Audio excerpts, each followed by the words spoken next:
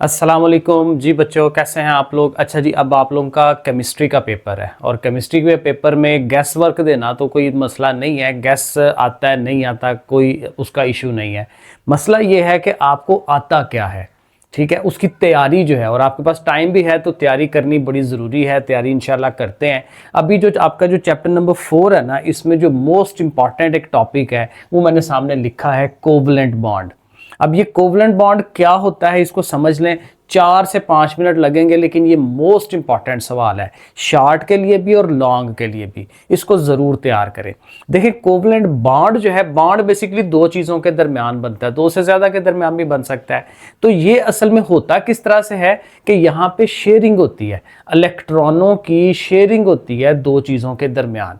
ये नहीं करना होता कि एक ने इलेक्ट्रॉन दे दिए दूसरे ने ले लिए, नहीं, कि इलेक्ट्रॉन की शेयरिंग है, पेयर बनता है कि भाई दो चीज़ें हैं, सोडियम है और क्लोरीन है, दोनों ने एक एक एटम देना है, और वो दोनों एटम जो एक जोड़ा बन जाएगा ना, वो दोनों ने शेयर करना है, दोनों ने इस्तेमाल करना है। इसको हम कहते हैं कोवलेंट बॉन्ड। ठीक है, कोवलेंट बॉन्ड समझ आ गया कि जिसमें इलेक्ट्रॉनों की शेयरिंग की जाती है। अच्छा, अब इसी के साथ इसकी टाइप्स हैं। जब लॉन्ग सवाल आता है ना तो वो कहता है जी कोवलेंट बॉन्ड क्या है और उसकी टाइप्स भी बताएं। तो 3 इसकी टाइप्स हैं। एक को हम सिंगल कोवलेंट बॉन्ड कहते हैं, एक को डबल कहते हैं और तीसरे वाले को ट्रिपल कहते हैं। Single, double and triple covalent bond. और इसका मतलब क्या है, सिंगल में क्या होगा कि एक ही पेयर बनता है, एक ही जोड़ा बनता है। जैसे मैंने एग्जांपल यहाँ लिखी भी है, हाइड्रोजन।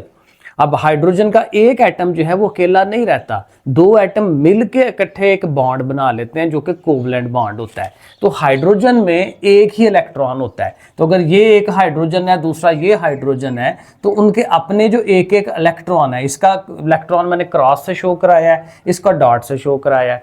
तो दो इलेक्ट्रॉन्स जो हैं ये अगर मिल जाएंगे, ये दोनों एक पेयर बना लेंगे, तो इसको भी दो पूरे मिल जाएंगे, उसको भी दो पूरे मिल जाएंगे, तो दोनों का काम चल जाएगा। तो इसलिए इनका जो बॉन्ड बनता है इसको हम इधर H2 लिखते हैं, क्योंकि दो एटम है हाइड्रोजन के। तो यहाँ पे ये उसकी एग्जांपल आ जाएगी, और डेफिनेशन में हम यही कहेंगे कि इसमें एक पेयर बनता है, दोनों चीज़ें मिलके एक एक इलेक्ट्रॉन देती हैं। इसी तरह जब हमने डबल की डेफिनेशन बतानी है तो डबल में कहना जी इसमें दो पेयर बनेंगे।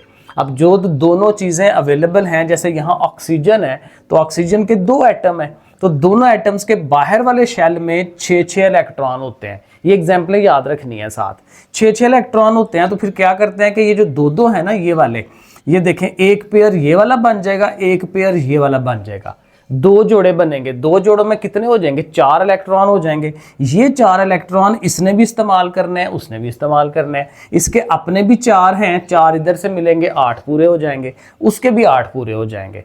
आउटर मोस्ट शेल में 8-8 पूरे करने होते हैं। हाइड्रोजन ने 2 पूरे करने होते हैं, बाकी सब ने 8-8 पूरे करने होते हैं। ठीक है, तो इसलिए ऑक्सीजन जो है वो भी दो एटम मिलके इकट्ठे रहते हैं, O2 बनाते हैं। ये हमारा डबल वाले की एग्जांपल है, ये सिंगल वाले की एग्जांपल है। और ट्रिपल वाले की जो एग्जांपल है वो नाइट्रोजन है। नाइट्रोजन के बाहर वाले शेल में 5 इलेक्ट्रॉन होते हैं।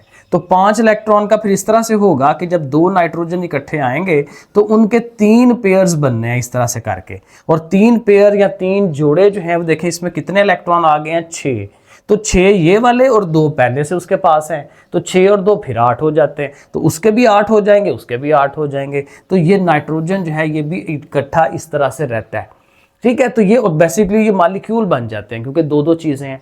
तो ये आपने सवाल जो है ना तैयार करना है, और इसमें कोई मुश्किल नहीं है। इंग्लिश वाले भी आराम से अपना रेडी करें, उर्दू वाले भी रेडी करें, इसको ज़रूर रेडी करना है। तो फिलहाल ये नेक्स्ट इंशाल्लाह ये चलता जाता है, और आप अपना जो है तैयारी जो है वो कंटिन्यू रखें।